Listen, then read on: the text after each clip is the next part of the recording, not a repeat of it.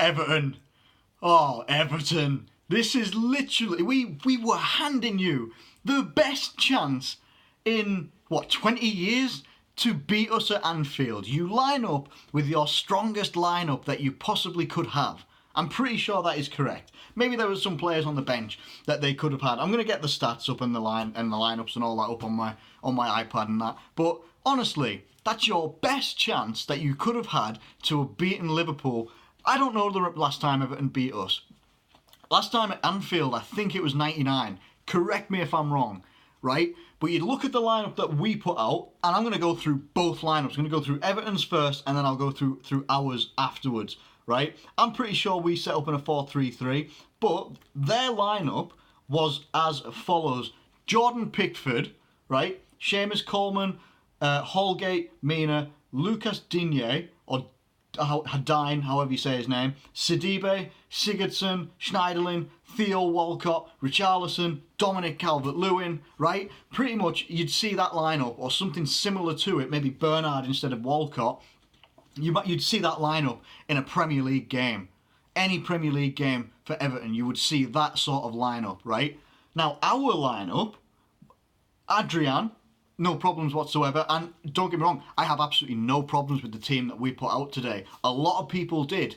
A lot of people were like, we need to be playing full strength team for this game. We need to, it needs to be Virgil, Salah, Mane, Firmino. It needs to be everybody, or we're not taking it seriously, or we're going to get beaten by the Ev. No, we're not. Quite clearly we're not, okay? So Adrian in goal, Williams at right back, fantastic. Joe Gomez was brilliant as well. Obviously he's a first team player, but he was fantastic in this game. Nat Phillips, a player I felt played really, really well throughout the entire game. Got a lot of unjust criticism at half-time, I felt, from people online who were going absolutely mental, saying he needs to be more composed, he needs to do this, that, the other. He's a young player. Now, I don't believe he's made much of a debut before for Liverpool, but if he has, I'll take that one on the chin. But I felt he put in a pretty damn good performance, if I'm being totally honest. We had Milner at left back, who had to go off after 8 minutes. In comes Larouci, who I felt composed himself really, really well, and I felt he played a very, very good game. I really do. Up and down the pitch, whether he was getting forward and helping the attack or actually defending, I felt he did really, really well. You had Chirivella,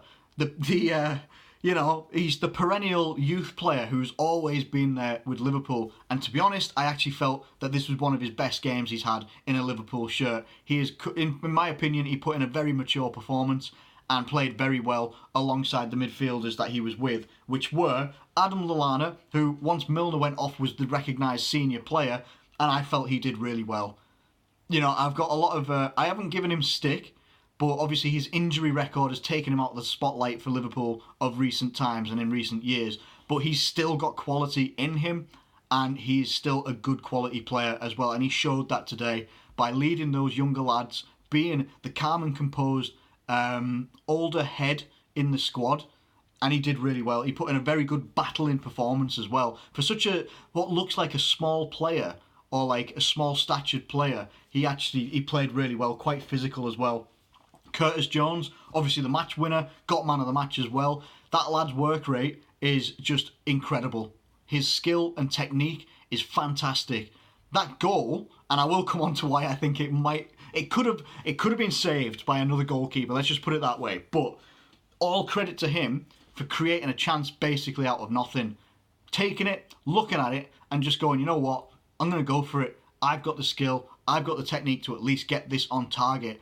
And my God, massive credit to that lad. 18 years old, gets his first senior goal for Liverpool in the Merseyside derby. It doesn't get much better than that. It really, really doesn't. Then you have Divock Origi on the left-hand side of the front three, which I felt was a little bit weird. I thought he should have maybe gone through the centre, which he did later on. Didn't do too badly. Hold-up play is really good. Played better than he has done in recent games as well. So I felt he actually contributed really well to the team. No negatives about Origi whatsoever. Harvey Elliott, fantastic. What a talent he is for 16 years old. Unbelievable. Fantastic player. Played a great pass to Divock Origi, which Jordan Pickford did get a hand to make the save.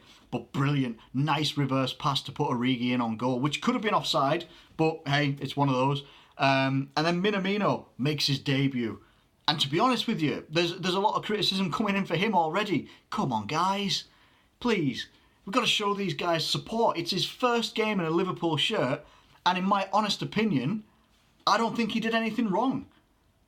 Yes, it took him a while to get going into the game, start getting himself involved in the passing play and stuff like that, but he's figuring out how these players are all going to play together. Yes, they will have had training. I'm not saying he's stupid or anything like that, but they'll have had training together. But in a match environment and a Merseyside derby as well, where there is a fair bit of pressure, especially from the fans, to put on a performance and win and not lose at Anfield, Minamino, I felt, give him about 20-25 minutes into the game and he started to impose himself, started to get much more involved in the play, linking up the play like those. There was a lot of close quarters passes in between players, a lot of flicks and runs, and I felt that when he seemed to get a bit more confident and settle down into the game, we were starting to see him grow into the game as well. When he came off for Oxlade-Chamberlain, I thought I maybe would have kept him on, but I can understand why Klopp would take him off just to get a bit of more fresh legs in there, and it also was great to see Oxlade-Chamberlain get back on the pitch as well. But I felt that Minamino didn't do anything wrong today. I didn't think that he did, he wasn't wasteful, he was tackling, he was pressing the team from the front to the back, he was moving up and down the pitch, so it's not like he was just like stuck up front just going, what am I doing? He was working hard, he worked really hard, I felt, and I think you can see enough there of what Minamino's got to offer when he gets up to speed with the way that Liverpool play, and that might not even be until the later stage of the season when he gets up to speed. It's a difficult system and a difficult way of playing to get used to. It really is. Some of these youngsters look like they're at home with it already because it's played at that way at youth level as well. That's why you look at like a Harvey Elliott. He comes in 16 years old and he does not look out of place against a full strength Everton team. Now, I've not talked about Everton a great deal. Everton should be really disappointed in their performance. Now, all credit to Everton in some ways. They came out obviously with the intention of putting us out. They will have known that we were going to rotate. I spoke to a fair few people, a couple of friends and that were like, if we don't put out a strong 11 against Everton and we go out against them and all this lot, then it's an absolute joke. Klopp isn't taking it seriously and this, that and the other. No one, not even mainstream media, even Jeff Stelling on Sky Sports and all that lot, they don't take into consideration the schedule that we have just been through as a club. And I say we, I haven't. I've been going to work myself and enjoying Christmas. I haven't been going to Doha and coming back with the Club World Cup, having to field a young Liverpool team in the Carabao Cup, basically lambs to the slaughter, but they did themselves very well in that game, playing games basically every 2 to 3 days. We come out of it pretty much unscathed. Yeah, there's injuries here and there coming up every now and again. But there was no option apart from rotation for this Everton game. Doesn't matter that it's Everton. Take that name, take that club, replace it with any other team. Bar Man United maybe. No one would have been bothered if we'd put out that same team we put out tonight. But because it was Everton, people were in uproar online. And wrongly so. Not just because, even if we'd lost tonight, I would still say wrongly so. You've got to, Virgil van Dijk, when was the last time he got a rest? He never gets a rest, ever. Out of any of our players in the first team, never gets a chance at a rest. So we make all these changes, we still bossed the possession, we played really, really well. Some of the football we actually played, the actual football, was very, very good. Very good passing moves. 11 shots in total, 6 on target. Everton had 10 shots in total, 3 on target. I think all of their shots on target were saved. That is the stat at the bottom here. 5 of the shots that we had on target were saved, apart from the goal. Now, what would have let Everton down in this regard as well, and he's come in for this criticism before, and there's literally nothing he can do about it. Jordan Pickford isn't tall enough to save a shot like that. It's just facts. The only way he would have got that is if he based himself on the goal line, and he doesn't do that. He's always out up front into the, like most goalkeepers, they're out, into their goal mouth. They're never just going to be based on the goal line. There's literally nothing Jordan Pickford can do. He cannot grow. That's just it. He's a 6-foot goalkeeper. If you swapped his and Yerry Mina's height, Everton fans would probably go for it, and he probably would have saved it. It doesn't take away from the fact that Curtis Jones blasted in a great shot, a fantastic worldie, but that is literally the be-all and end-all of it. Jordan Pickford isn't big enough to save that shot. That's it. You know, Everton will be really disappointed. Carlo Ancelotti should be really disappointed. Of all the things he was saying when he took over as Everton manager about what he wanted to do to Liverpool and what he wanted to, he wants to overtake Liverpool and all this sort of stuff. Mate, you're gonna talk about that, about a club, and you're gonna talk, like, obviously it's a rivalry, fair play, no problem whatsoever. You can say literally whatever you want. No one's gonna be offended. Shouldn't be anyway. We're all big enough not to be offended. But if you're gonna come in, you've got to back up what you say.